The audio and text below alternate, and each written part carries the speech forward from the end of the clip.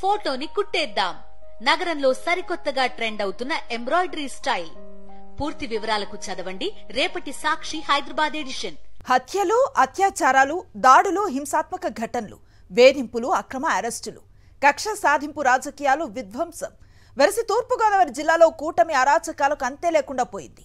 6 నెలల పాలనలో కూటమి సర్కార్ ఏం చేసిందని ప్రశ్నిస్తే ఇవన్నీ కొన్ని ఉదాహరణలు మాత్రమే. అధికారంలోకి వచ్చిన నాటి నుంచే కూటమి ప్రభుత్వం గత ప్రభుత్వ ఆనవాళ్లు లేకుండా చేయాలనే తలంపుతోనే పనిచేస్తూ వస్తోంది. అనపర్తి వంటి నియోజకవర్గాల్లో కూటమి ప్రజాప్రతినిధుల అండదండలతో చెలరేగిపోయిన నాయకులు అనేక అకృత్యాలు చేశారు. వైఎస్ఆర్సీపీ నాయకులు, కార్యకర్తలు, సానుభూతిపరులతో పాటు సామాన్య ప్రజలపై కూడా భౌతిక దాడులకు పాల్పడ్డారు. ఆస్తి నష్టం చేసి వేధింపులకు దిగారు. అధికార పార్టీ నేతల వేధింపులు తట్టుకోలేక ఒక వ్యక్తి గుండె ఆగి మృతి చెందాడు. అనేక ప్రాంతాల్లో గ్రామ సచివాలయాలు, రైతు భరోసా కేంద్రాల్లో విధ్వంసం సృష్టించారు. మాజీ ముఖ్యమంత్రి వైఎస్ జగన్మోహన్ రెడ్డి ఫోటోలున్న బోర్డులను ధ్వంసం చేశారు.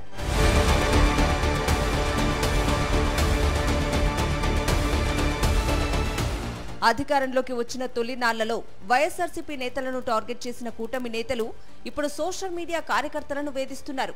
తూర్పుగోదావరి జిల్లా రంగంపేట మండలానికి చెందిన సోషల్ మీడియా కార్యకర్త చంద్రశేఖర్ ను రాత్రికి రాత్రే అరెస్ట్ చేశారు. కుటుంబ సభ్యులకు ఆచూకీ కూడా చెప్పకుండా ఇబ్బంది పెట్టారు. వైఎస్ఆర్సీపీ నాయకులు, గ్రామస్తులు పోలీస్ స్టేషన్ను ముట్టడించడంతో 2 రోజుల తర్వాత బెయిల్పై విడుదల చేశారు.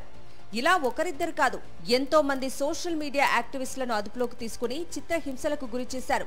విశాఖకు చెందిన social media activist Inturi Ravikiran ను 12 గంటల పాటు ప్రకాష్ నగర్ పోలీస్ స్టేషన్లో ఉంచి తీవ్ర ఇబ్బందులకు గురి చేశారు.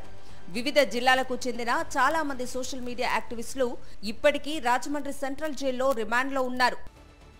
కూటమి ప్రభుత్వం అధికారంలోకి వచ్చిన తర్వాత శాంతి భద్రతలు అదుపు తప్పాయి. మద్యం ఏరులై పారుతోంది. విచ్చలవిడిగా గంజాయి వినియోగంతో అత్యాచారాలు, హత్యలు పెరిగిపోయాయి. ఇటీవల కడియం మండలం బుర్రిలంక గ్రామంలో నర్సరీలో పనిచేసే మహిళపై సామూహిక అత్యాచారం జరిగింది. నర్సరీలో పని ముగించుకుని వెళ్తున్న వివాహితను కిడ్నాప్ చేసిన 4 గ్యాంగ్ రేప్ చేశారు. ఆ తర్వాత ఆమెను హత్య చేసి మృతదేహాన్ని కాల్వలో పడేశారు. నూతన మద్యం పాలసీలో భాగంగా అధికార పార్టీ నేతల కనసన్నల్లో సిండికేట్లుగా ఏర్పడి లిక్కర్ షాపులపై ఆధిపత్యం చెలాయించడం ప్రారంభించారు. బలవంతంగా షాపులు రాయించుకున్నారు. లేదంటే వాటా ఇవ్వాలంటూ బెదిరింపులకు దిగారు. మరోవైపు ఉచిత ఇసుక పేరిట అక్రమాలకు తెరతీశారు. కోట్లాది రూపాయల ఇసుకను అక్రమంగా విక్రయించారు.